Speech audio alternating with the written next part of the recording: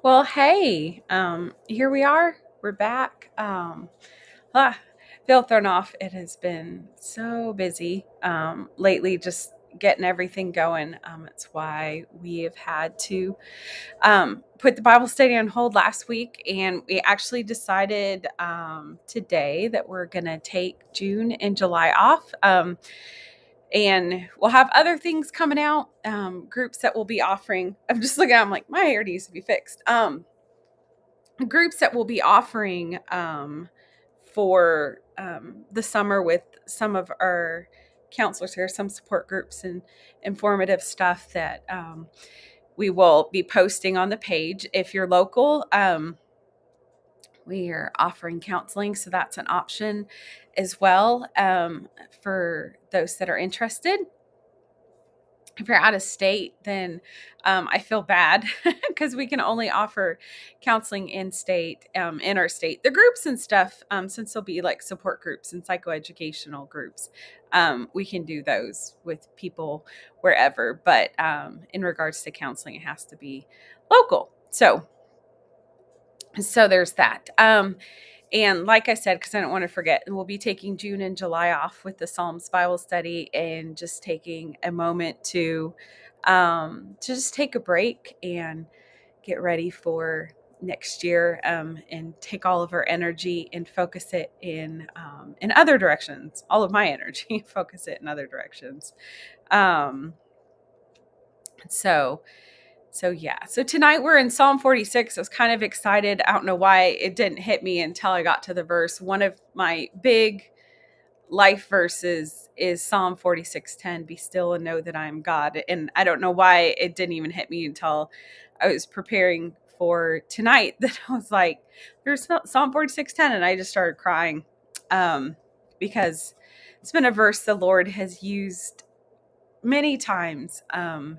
Throughout my life. It's probably the one verse that probably the moment I hear it means so much.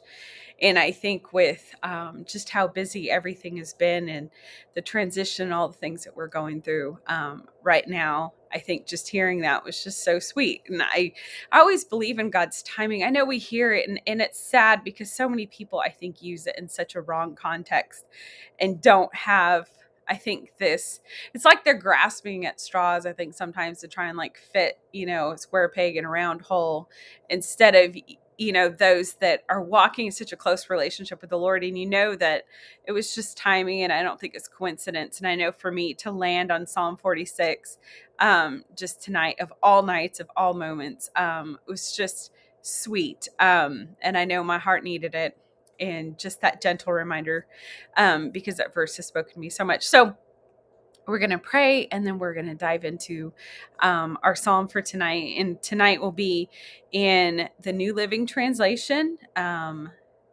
We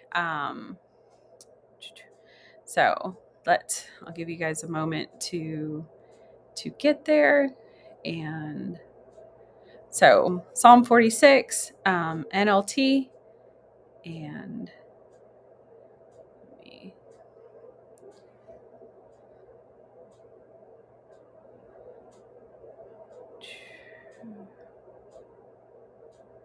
I just got to do something.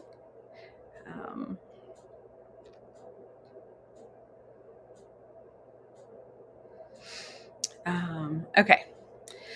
So let's pray. Let's read through it. Father, I just thank you for tonight. Lord, I thank you that even in moments where life, it feels so intense, like there's so much, that you are so ever present and near, just to our needs and mindful of our moments, that our relationship with you is not dependent on our perfection or the moments that we show up or how perfect that we are, but that our relationship with you is about the love that you have for us, which in turn flows back just in the world around us and back to you. And Father, I just thank you so much for that. And I just pray tonight that you would just speak to our hearts.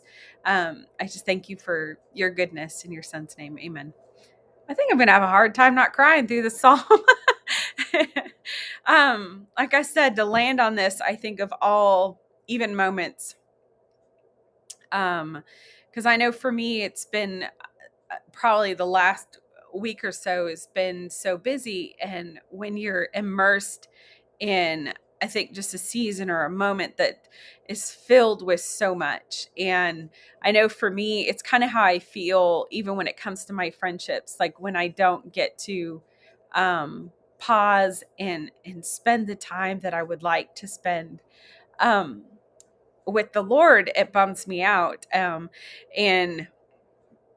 and I know this last week or so, couple weeks. Well, I feel like it's been kind of like a building up of intensity and stuff with lots of things that I haven't been able to pause as much as I would like to, and I've only been able to grab hold of moments because there's just been so much life happening, unplanned things just like left and right, and having to try and hedge out that time and find that time. Like I know for me, it's been staying up just a little bit later because it's the only quiet moment I get, or just lingering in the bed just a little bit longer and just taking the opportunity to just slow down and hear from the Lord.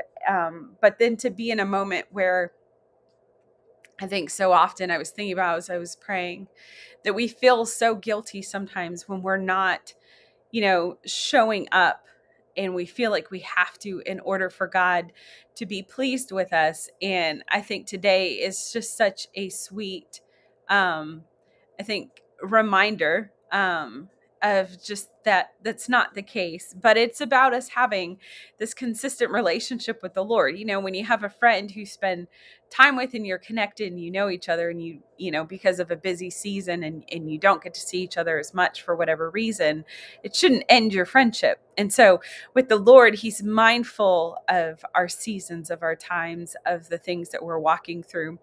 And he's aware of those things. And we have seasons where I feel like where we get hours um,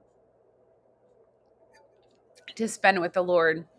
And then we have seasons where I feel like they're like broken up 15-minute increments kind of throughout the day. Because I know for me, just that time that I get to pause and reflect with the Lord is so important. It's what sustains me to be able to manage life, because God is life. He's the source. So many people say that, I feel like, in ways that I'm like, do you truly mean that, or understand, or is that something that's real to you, or is that something that you feel like you're having to say? And I feel like there's a difference between when we say it because it's what we feel, and it's what we know, and it's what we believe, and it's what exists within us, or we're saying it because it's the thing that's expected. And that God desires so much for us to know him in a way that those things of affection come out of our heart because it's real to us. It's real, that connection. And so going into this, that I was sharing even the verse tonight, to land on this spot, like I said, I'm probably going to cry before I make it to the other end, because this verse is so important. But the timing of it for me, in the space that I'm in, is so important. It's so beautiful. So I'm going to read our psalm for tonight. I'm going to try not to cry. Psalm 46, verse 1, it says, God is our refuge and strength, always ready to help in times of trouble. So we will not fear when earthquakes come and the mountains crumble into the sea. Let the oceans roar and foam. Let the mountains tremble as the waters surge. A river brings joy to the city of our God, the sacred home of the Most High. God dwells in that city. It cannot be destroyed. From the very break of day, God will protect it. The nations are in chaos and their kingdoms crumble. God's voice thunders and the earth melts. The Lord of heaven's armies is here among us. The God of Israel is our fortress. Come see the glorious works of the Lord. See how he brings destruction upon the world. He causes wars to end throughout the earth. He breaks the bow and snaps the spear. He burns his shields with fire. Be still and know that I am God. I will be honored by every nation. I will be honored throughout the world. The Lord of heaven's armies is here among us. The God of Israel is our fortress. It's as I read the Psalms, just the visual and of all the things that I see, just like as I'm reading and sitting in the space and picturing all the parts. Um, I've shared multiple times, like I love being outside. I love being in the mountains. I love being by the ocean. I love being, I think anything that's just a natural beauty, because there's so many different things that we see and we get to experience. And so starting out in verse 1, God is our refuge and strength, always ready to help in times of trouble. And so I'm aware that this verse, for some, it's hard to grasp, because it doesn't feel like that. Because I've even had times where it doesn't feel like that in the moment of where I stand at times. It does not feel like, and right now we're not in a Psalm of David. We're still in the descendants of Korah.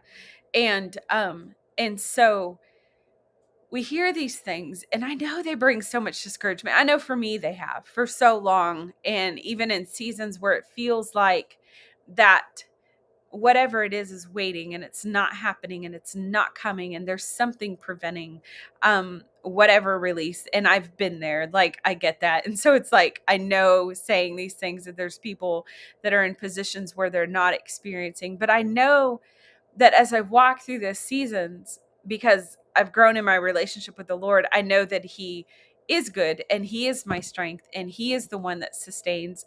And that sometimes the timing of things, of how I feel like they should be, does not happen in the way that I think. And in those moments, it can be so frustrating, to wait and not feel like there's movement. But as you grow in your relationship with the Lord, you understand different seasons and different times, and the necessity of pressing in prayer, and the necessity of sometimes there's warfare happening. I mean, just that there's so many different pieces, and it's not always easy. And that I think we need to be, I think, a lot more present in comfort, when people are in those spots, when for whatever reason the thing isn't coming, the movement isn't happening fast enough.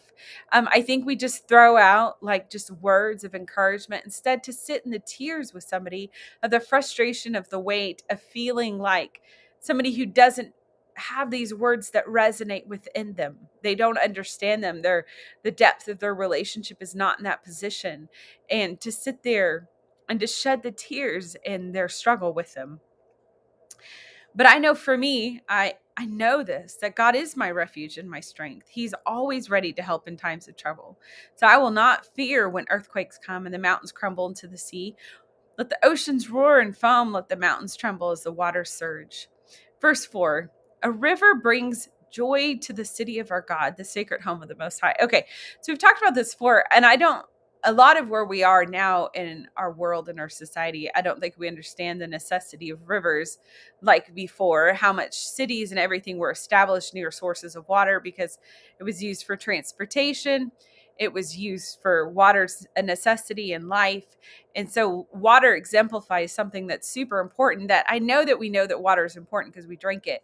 But we also don't understand the reality of being near a source of water. And so God being that source of water, of that, when you see water, you think life, you think growth, you think um that it's a source of life because we need it, life, and because we need water to for things to grow, in that regard. But there's so much that is found that, like I said, we live in a time where everything from a river or whatever or reservoirs is like piped to our house, and so we don't understand, no longer, I think, we see the beauty of it, but the necessity of it that they used to see. And so as I was reading that verse, I was thinking, for there to be a place, this river of the source of life flowing and bringing forth life, and how it does bring joy. Because when water would get cut off from an area or space, they would have to pick up their tent or whatever, and they would have to leave, because without water you can't survive. And it wasn't, through the development of technology and time and advancements and things like that, were we able to get water further away, to be able to get it out to different places. And then, and then you also had wells and stuff like that. So I say all of that. So then it's like when we go back and read the verse, a river brings joy to the city of our God, the sacred home of the Most High. God dwells in that city. It cannot be destroyed. From the very break of day, God will protect it. The nations are in chaos and their kingdoms crumble. I think we can all be like, that is exactly what's happening. God's voice thunders and the earth melts. The Lord of heaven's armies is here among us. The God of Israel is our fortress.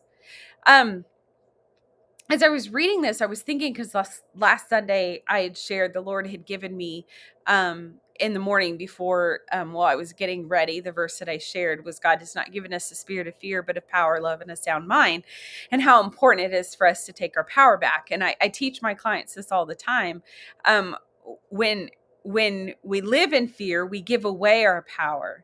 But when we live in confidence, when we live in courage, when we live in power, then our power is not given away. And it's so easy. And I see with the world that we live in the chaos. And that's what I was thinking about as I was reading these verses. I think it's easiest for us to submit to the idea that there is no movement that can change it, or there's no things that you yourself can do to shift it. And when we do that, we give our power away instead of taking it back and realizing there are things that I can do to shift it. I can open up a business. I can work harder. I can create community. I can give out food. I mean, there's things that we can do. But we look around at, I think, feeling like the desolation as if evil prevails, that we quit. That always bums me out, because I'm like, we're not called to quit. God has not called us to stay stagnant. He has not called us to that place, because that's not who he is. And so as I was reading these verses, these are all the things, like, as I was going through, that I was just thinking about and looking at the vastness of God and how amazing he is, and that the resources and the power and the things that we have, that many of us have given up the fight of claiming the space that anyone. So if you think about, let's just say a whole entire neighborhood, every person commands and prays over their space and the strength that is found just in that.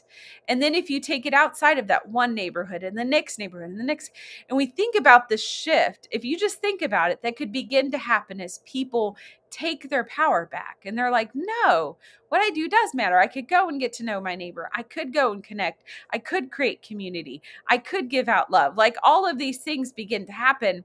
And when you have that type of connection and community, evil leaves. It runs from the light and it goes the other direction. But a lot of times we live in fear and we withdraw in life. We look at everything. We feel like it's hopeless. It's pointless to help this person, or do this thing or this thing or this thing, or to get this job, or to move here. Like, we get under this place of defeat.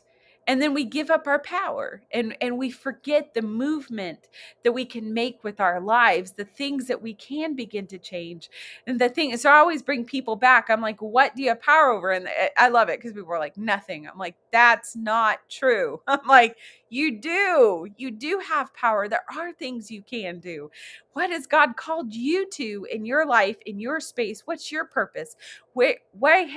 How has he uniquely placed you? Are you the one that's going to make the aprons? Or, it's just like, I just think about the all the things that many of us have, gifts and things that we don't even see, that's our power.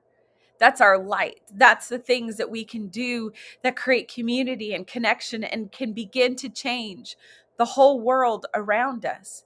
But we just look at this, we look at the dark and we just stand there and scream and go, like there's nothing that can be done. And I'm like, no, God still sits on the throne. And it's just like, and he is wanting to move on our behalf. Why are we sitting here standing at the darkness just screaming?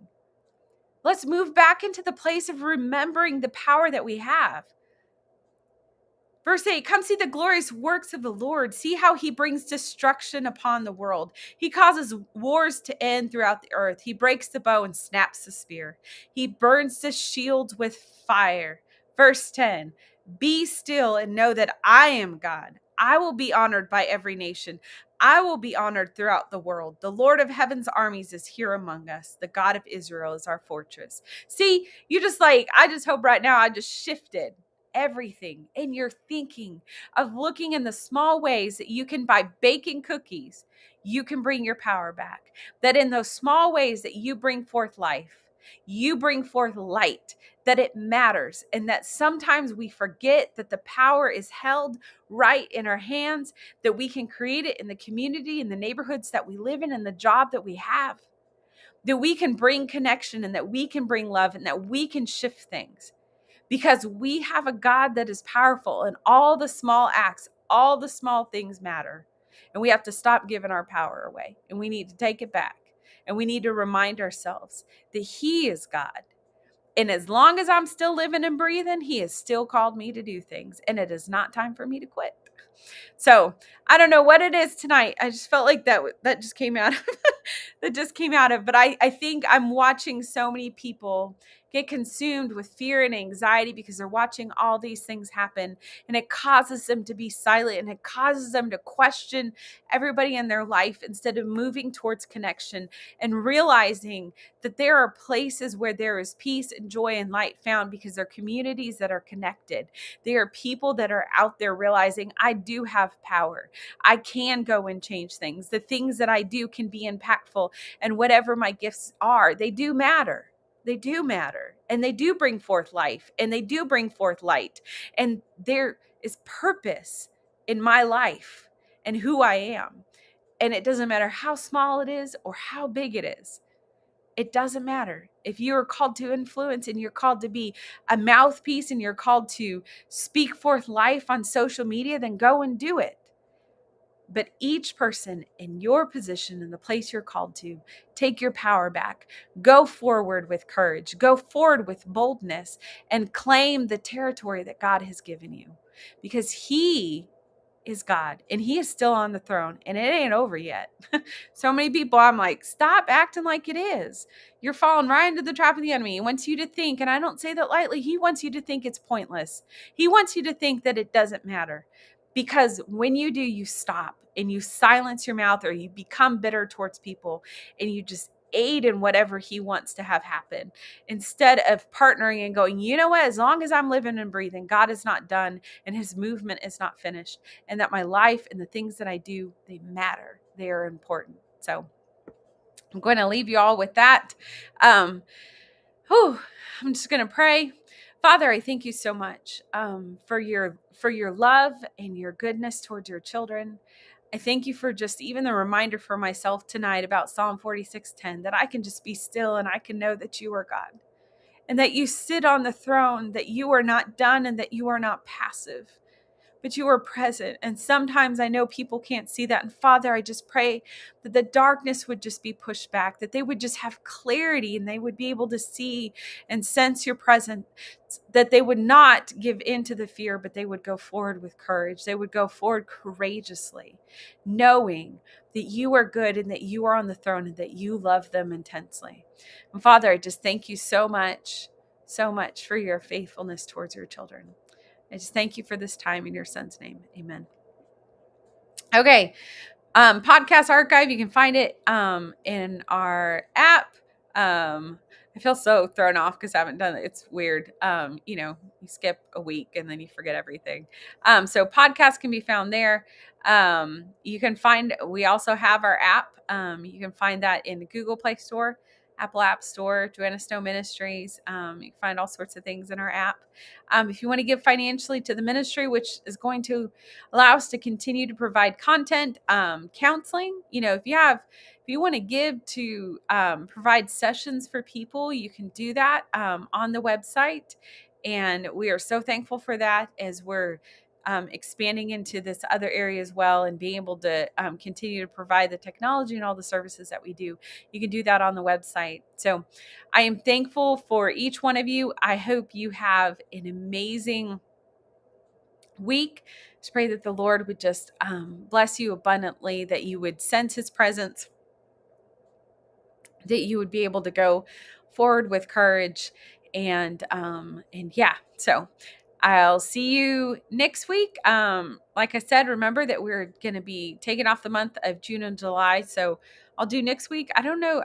I have to look at the calendar when June starts. But I know that we're on for next week. So we'll continue on with our next psalm. So I'm thankful for all of you. See you next time.